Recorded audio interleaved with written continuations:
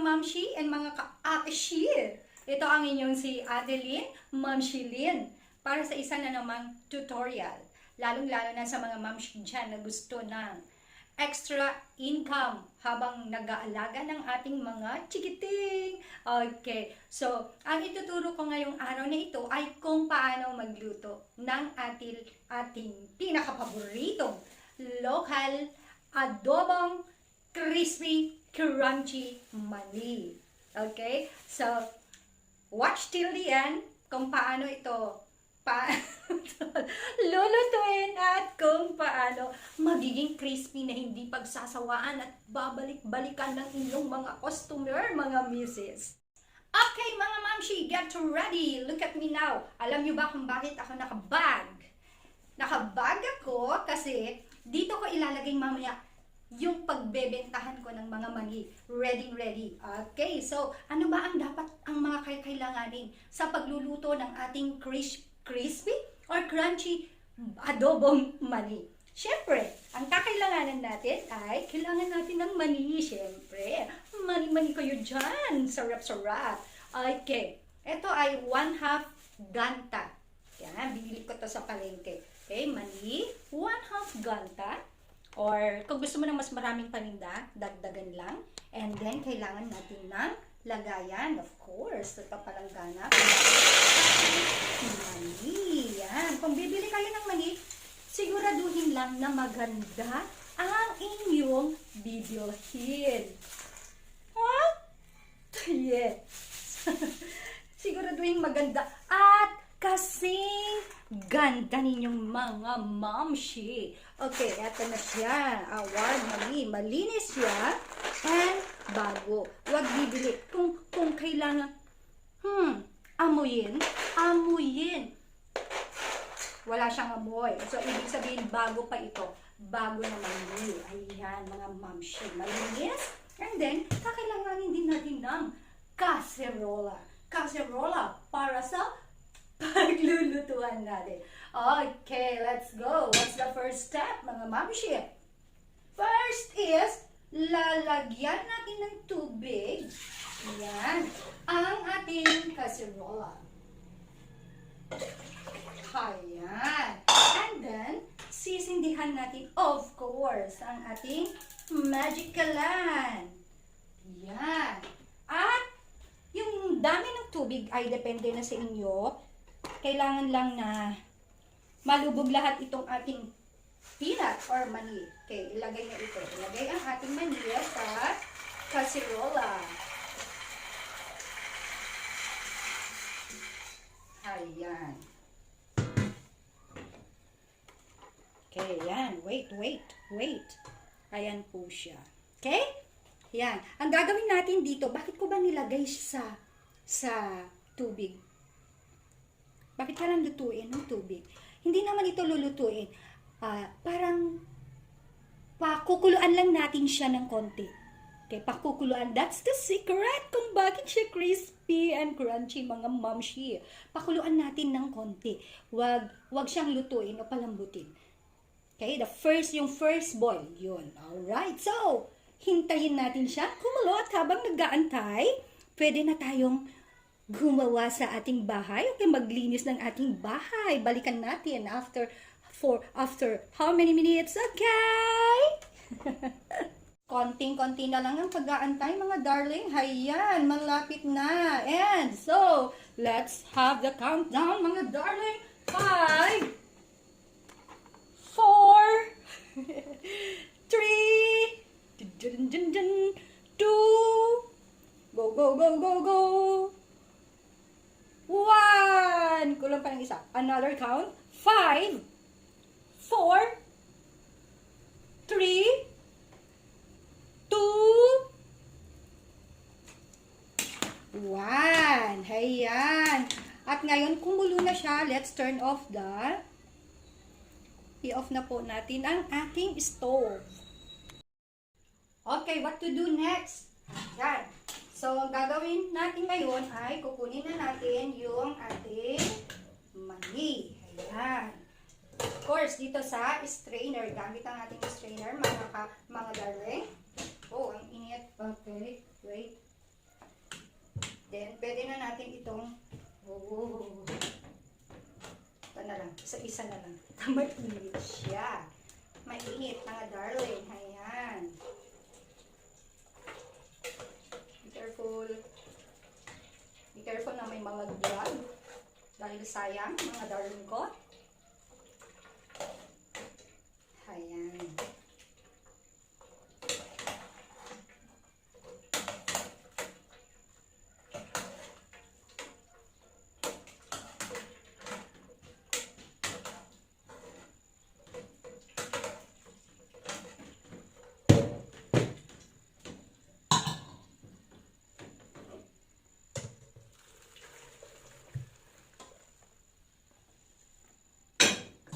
Okay, so next is palamigin muna natin itong mga darling. Let it cool for a while. Okay, pwede nating iwan muna dyan.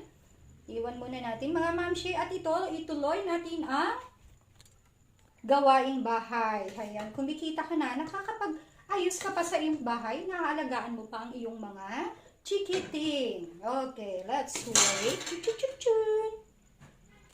So, hayan mga mamshi, mga darling mamshi, heto na ang ating pinalamig kanina na pinakuloang mani. Ready na para sa susunod na proseso. O, kaya next step sa pagluluto ng crispy, crunchy adobang Pilipinong mani. Okay, get ready mga mamshi. Eto na. Okay, una, kukuha ng palayok, syempre. Sisindihan natin sa ating magic kalan. Ouch! Sisindihan na natin, mga mamshi. Ayan. And then, maglagay tayo ng mantika. Ayan. Lagyan natin siya ng mantika. Oh. At, aantayin natin siyang uminit. Mainit na mainit, mga darling. At habang inaantay nating uminit ang ating mantika, get ready for the bawang. Bawang. Ayan. Ang ginagamit ko, mga mamshi, mga darling, na bawang is yung native na bawang. Ito tinatawag nating native bawang. Mabango kasi ito. Mas mabango kaysa dun sa malalaki na bawang. Okay? Pwede tayong maghanda ng kahit na ilang butil nito. O kahit, pagka mas marami, mas mainam. Kasi may mas maamoy siya. Mas maaroma. Okay? Ayan. Yan na. Umiinit na ang ating magic palayok. So, ayan, mainit na ang ating mantika at ready na natin ilagay ang ating mani. Yan, huwag masyadong malakas. Okay. Ayan, ang gagawin lang natin ay tuloy-tuloy itong haluin. Okay? Huwag masyadong malakas ang apoy. Tuloy-tuloy lang na paghalo. Mga mamshi, mga darling, naamoy ko na. Okay, halo lang ng halo. Halo, mga darling. Halo.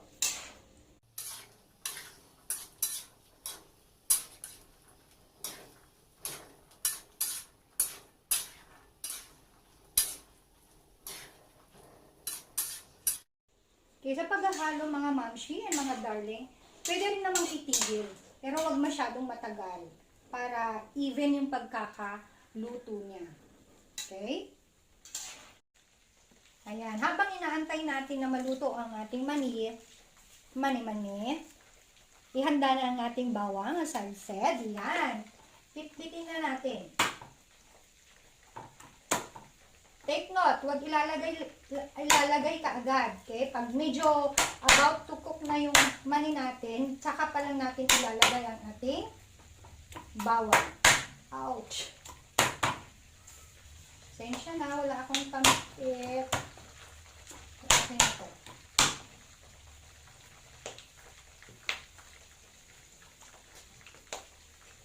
Ayan.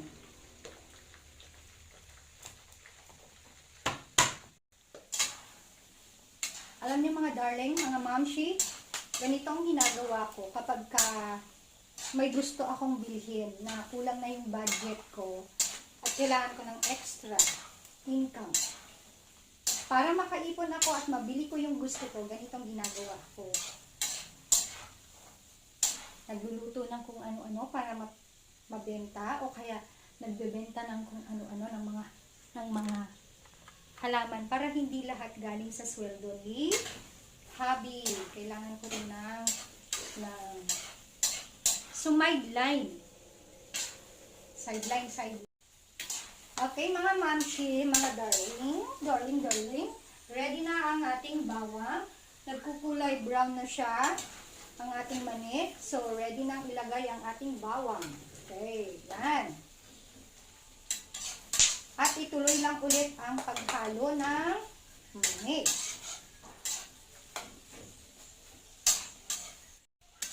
Kapag nararamdaman ninyo na dumudulas na yung mani sa panghalo, sandok ba to? Yan, ibig sabihin malapit na siyang maluto. Madali na siyang ihalo, hindi kagaya ng una. And then, makikita ninyo na yung bawang natin nagkukulay brown na at yung mani. Okay, try to get one. Kuha kayo ng isa. Kagatin ninyo.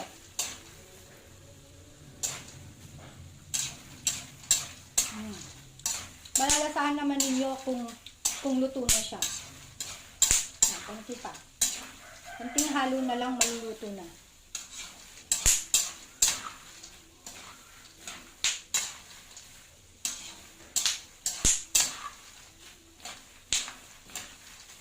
Yan, madulas na yung mani dito sa sandok natin, sa panghalo natin.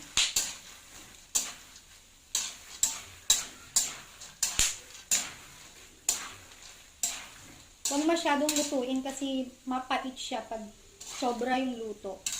Mas masarap pa rin yung katamtaman. At ito yung sikreto niya, guys. Crispy siya, tsaka malutong. Kaya, babalik-balikan sigurado ng inyong mga customer. Hindi siya makuna.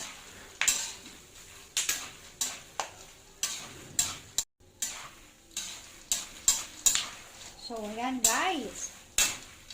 Luto na ang ating adobong crispy, crunchy, malutong na mani. Masarap na pampulutan. Bagay na bagay sa mga nagre-review.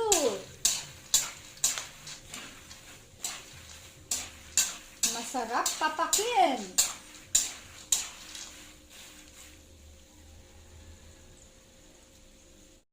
So, ayan. Ang susunod nating gagawin ay hangin na natin yung ating mani sa palayok.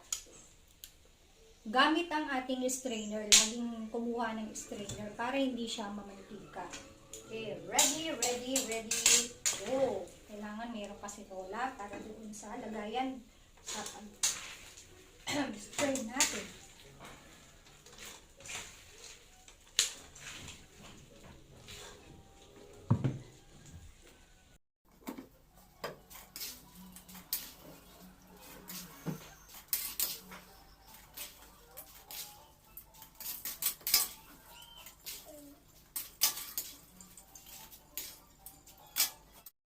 Pagkatapos nating mailagay sa strainer, mga mamshi, hayaan muna natin siyang, hayaan ma-drain muna yung mantika dun sa mani. At palamigin ng konti at pagkatapos, yan, pwedeng halu-haluin natin para siya lumamig. Huwag lang masyado, baka magkadurog-durog o magka-divide-divide yung ating, mahati-hati yung ating mani. Okay? So, hayaan mo nang lumamig konti hanggang bumaba yung mga mantika niya. Drain na ang mantika sa ating mani. Ang gagawin na natin ay lalagyan natin ng konting asin para magkalasa siya. Tansyahin nyo na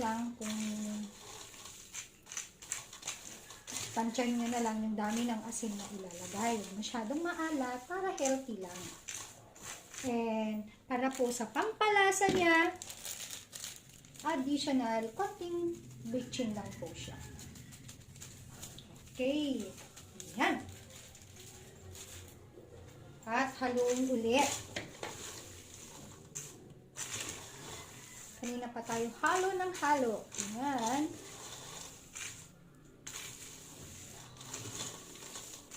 And taste it.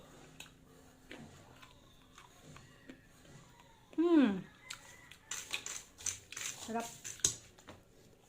Okay, take note mga mamshi ha. Hindi ito basta adobong mani, kundi ito ay malutong na adobong mani. So, yun ang kaibahan. Malutong na malutong siya. Taste ko ulit. Yummy. Okay. So, palamigin lang natin para sa ready sa pagbalot natin. Okay? Ibabalot natin siya ng tig 5 pesos. So, ito na yung ating finish adobong mani. Mga mamshi, ito na siya. Tapos na yung packaging.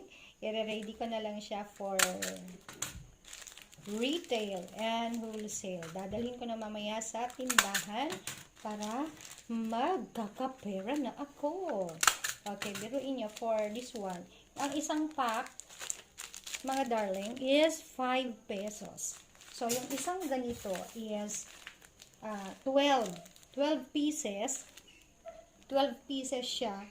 Pero ang bigay ko is 50 pesos. So, bali yung wholesaler, meron din siyang 10 pesos. Okay? So, tapusin na natin muna to.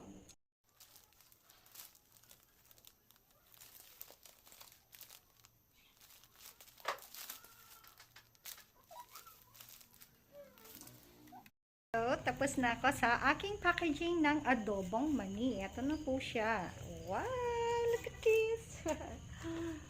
Ready na siyang dalhin sa tindahan. Okay, let's go guys! Okay, magbebenta na ako. It's night time. Benta na ako ng aking adobong mani. So, dito lang naman sa tapat namin ko dadalhin. Dito sa Lorraine's Sari-Sari Store. Lorraine's Variety Store. Dito ako magbabagsak ng aking panindang mani.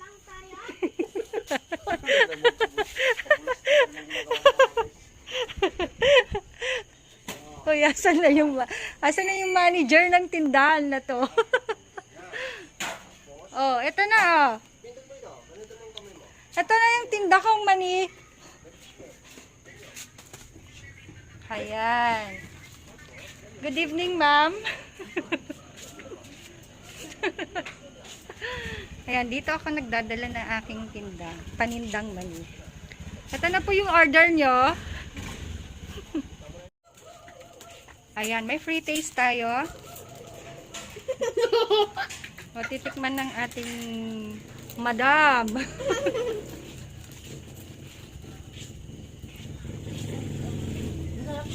Oh, masarap. Yan. Malutong ba siya? Oh, malutong na malutong. Sabi ko sa inyo. Yan na yung iba ang ating adobong mani. Crispy siya, crunchy na rin. Ayan, mga misis. Kahit gabi at trabaho tayo. De-deliver tayo. Ayan. Hi guys. Hindi pa ako nakita.